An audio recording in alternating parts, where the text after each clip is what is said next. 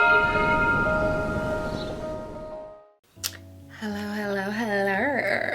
Do you see me in this love potion? Do you like how it looks? Look at it, guys. It sparkles. Hi, guys. Very gunny. It's a new week, so you know it's a new video, and that's on consistency per. Yeah.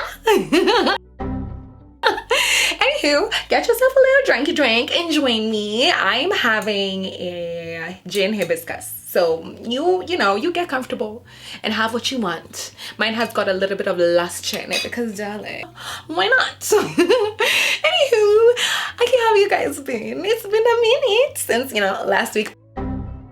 So I thought I was gonna be sleek last week and then just do a little 1-2, drop a little 2-minute video like, hey guys, I'm back. And you guys were like, not so fast, madam. Where were you? Can you give us 50 pages explaining your whereabouts? Hello. People wanted to know where the hell I've been for 4 bloody years. It's been a long time, innit? That's almost half a decade, guy. And you guys are still here. You're my realest ones. Like, honestly, you're the realest ones. I'm just so honored with the welcome. Like, you guys have ushered me back in so warmly. Like, it was giving me such life to respond to all of you. So thank you very much for commenting, and thank you for following me on TikTok. And if you haven't at this point, if you haven't followed me on the little TikToky, and you haven't followed me over here, you haven't subscribed, baby, what are you waiting for? Do it. You know it's gonna be fun. So let's take it back to the beach. No, I was gonna say let's take it back to the beginning, right? Like why I started doing content, because I think that's like important for the new people to know, and just in case you forgot, I don't know. But like I really loved the concept of having an outlet, especially when I was in my undergrad, because I really did not like what I was doing then. And I remember I started it as like a hobby, just like to have a creative outlet. And when I graduated in 2020, everyone was like, mass layoffs, hiring freezes. No one was really looking to hire your girl. So I was like, okay, it seems like y'all are telling me to keep doing the content, really. The universe is like, we ain't got no jobs for you, but you keep doing your little thing. And I was like, yes, absolutely. And so I did, and honestly, it grew from IGTV to YouTube, and what a wow. Like the love and just the really warm reception that I got from my audience here was just so amazing. Like I literally would upload a video and then get 1,000 subscribers. And this very much seems like your steak is too buttery, your fries are too truffly, like champagne problems. But the thing is, like, it's so crazy that sometimes you can pray for successes and then you don't pray to be the type of person that will handle your successes. And that's a word. Applause.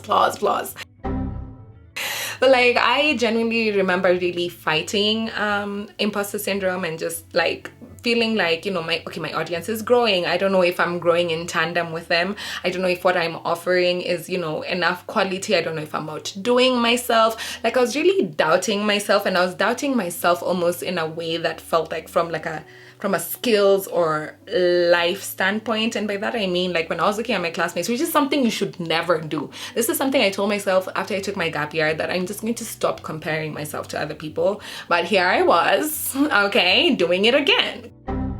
Because at that time, the solution to my conundrum in my mind was like, maybe I need to get a job and then upskill myself, something in marketing, and then I can see how the professionals do it, and then I can understand how to better manage my own brand. And I mean, there's merit to what I'm saying, which was a lot of like the advice that I was getting at that time. But then now that I'm sitting here on the, whole other curve side of it, I'm just like, that at that moment was just me not listening to my inner voice and me not listening to myself. And so essentially when I took the break off of social media, it's generally because I felt like I didn't really have anything to say. I was like, if I'm not traveling, what am I doing on Instagram?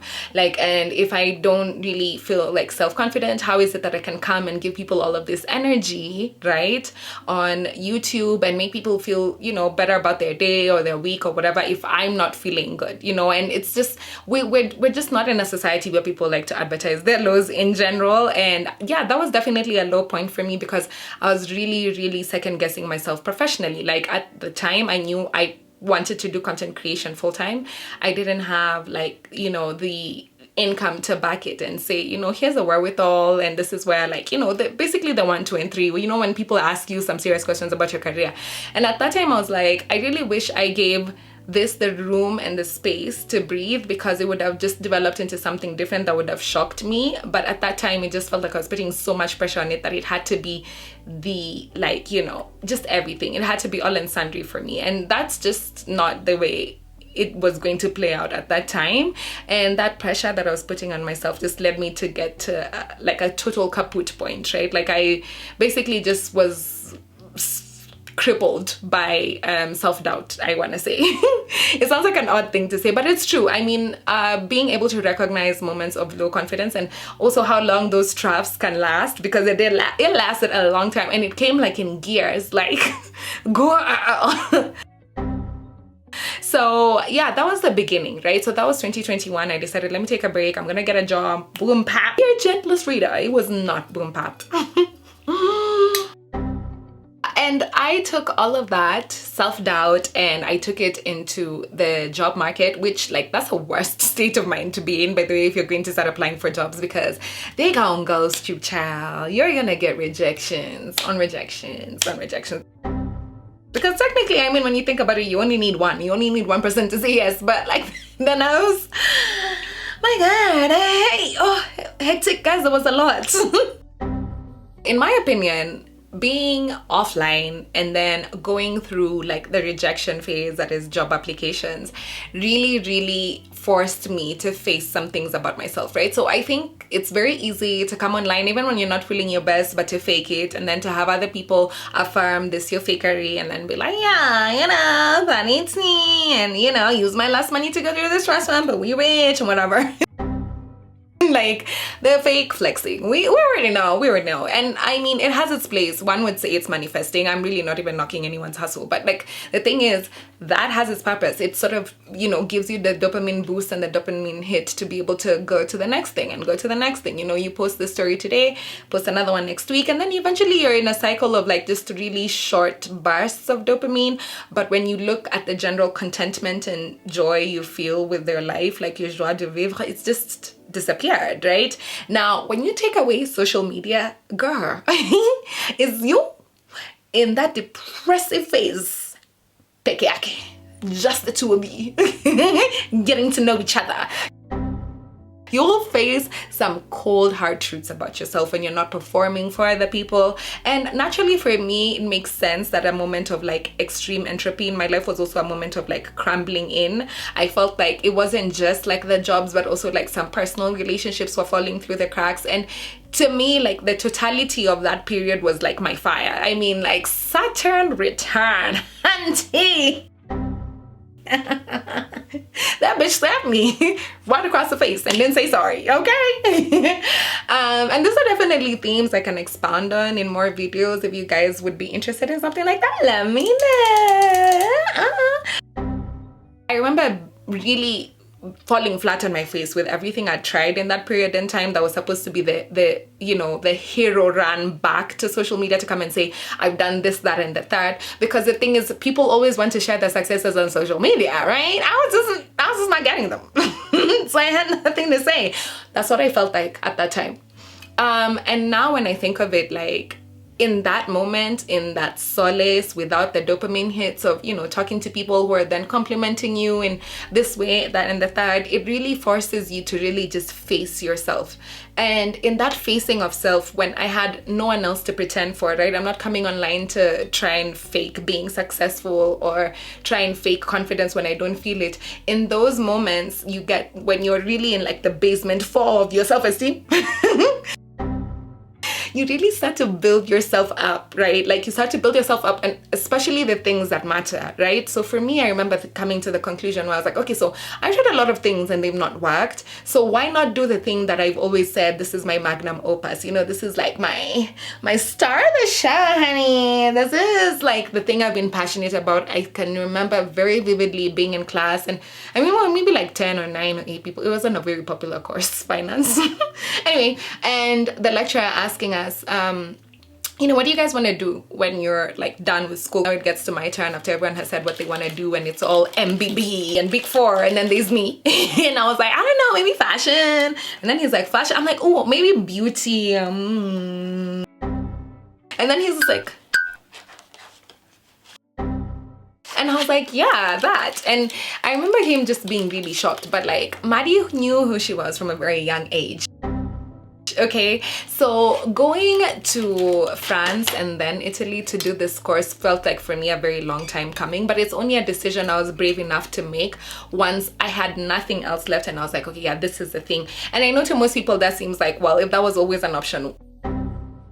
No, girl, I'm gonna need you to relax, okay? I had to fund it myself. It's essentially betting on yourself because I took a student loan, basically, okay? I owe a lot of money. I owe back taxes. The point is, I got to go and follow my passion. And I think that's a really important thing for people to do. Like, I swear to God, the day I decided that my dream is no longer above me, it's no longer this thing that is separate from me, but I am that person, the person that goes after the thing that they know they've always wanted to do, the person that believes that they were put here for a purpose, and that purpose is to live out your highest timeline, your highest vibrational timeline, which means your most joyous one, your most rewarding one. The day I stepped into that, that's when things really started aligning for me. And I remember when the chance came for me to take this huge ass loan. Okay, this is a lot of money, it's not cheap, guys.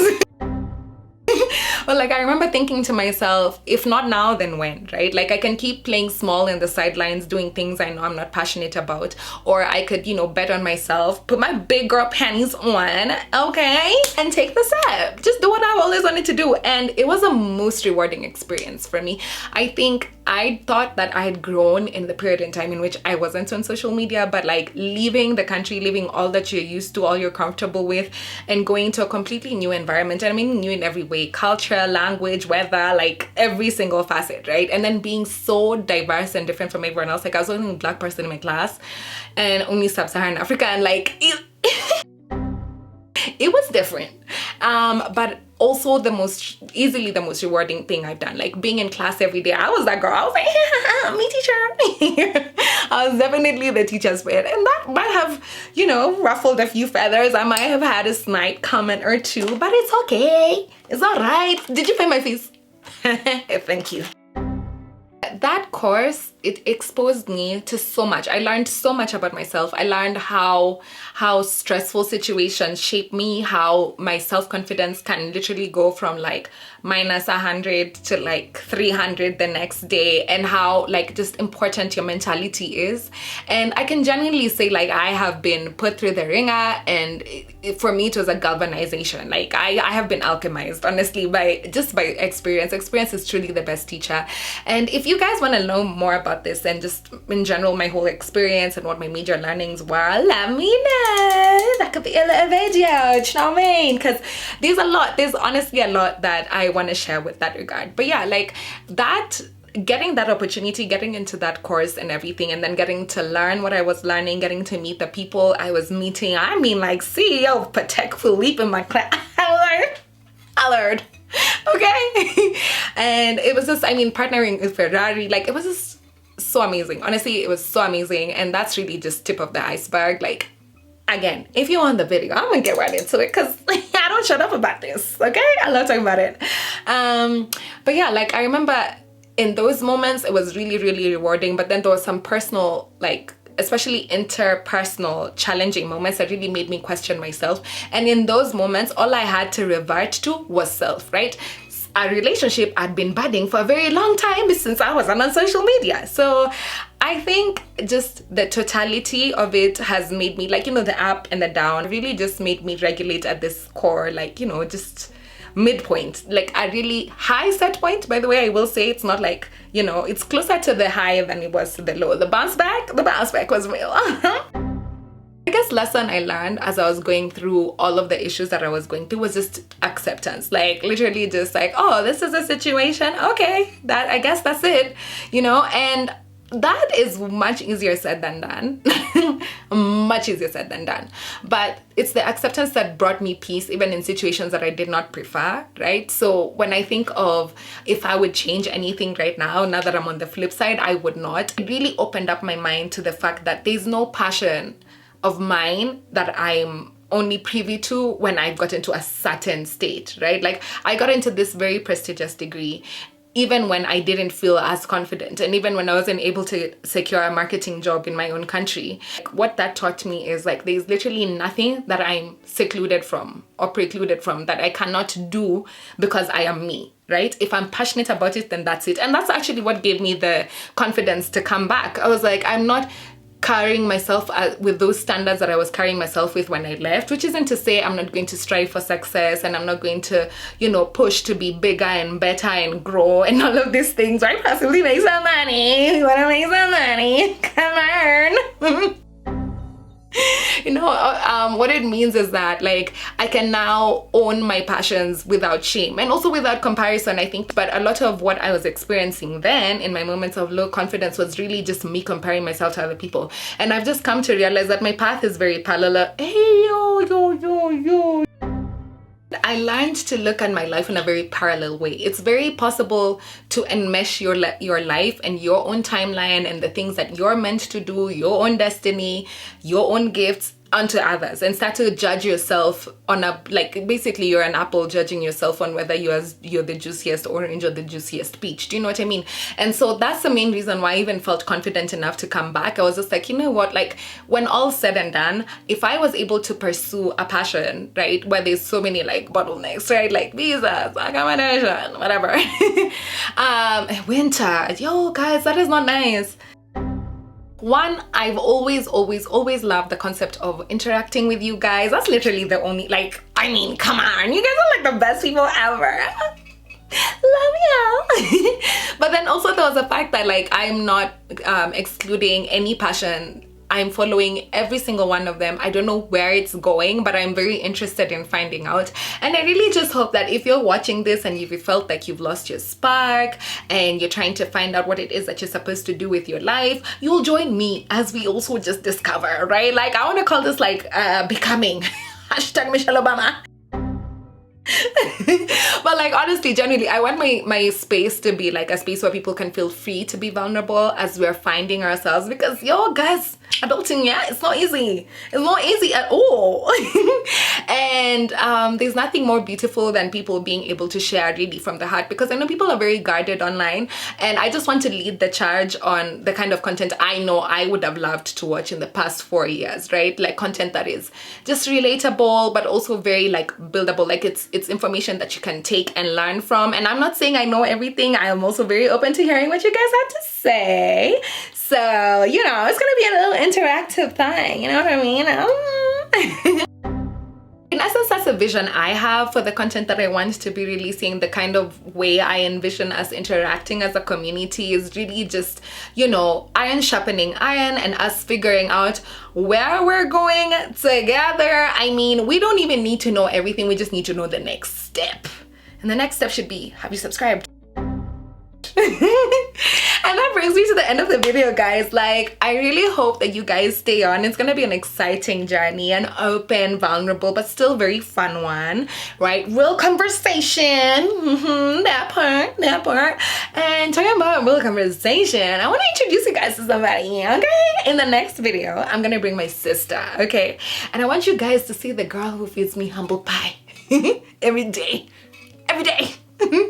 And like I just find that honestly I'm always like laughing in tears every single time I talk to her. She's 8 years younger than me, so like the Gen Z millennial, you know, difference in like opinions and everything is always so fun to hear. I mean, we're open to, you know, listening to any of the situations you guys may be going through, you know, any dilemmas. I don't want to call it like an advice column, because what do I know me? What do I know? It would be really nice to just all of us just commune and get our little girly chats on, right? Like I think it's so cute. Honestly, genuinely, I think it's so cute. And if it's something that you would like to participate in, all features will be anonymous. Please send us any like dilemmas or opinions, hot takes. I don't know, something you've seen online that you think would be interesting for us to discuss, because you know it's a community thing. I'm really interested in making content you guys are interested in as well. Like, obviously there's some things I'll take charge and lead on, but also for the most part I'm very interested in engaging with you guys. It's the only reason I came back. Come on. It's for you guys. But yeah, if you've gotten to this point of the video, thank you so much for watching, and be sure to submit your little dilemma or a little story, or you know, just whatever you want to say to us, okay? And see you next week.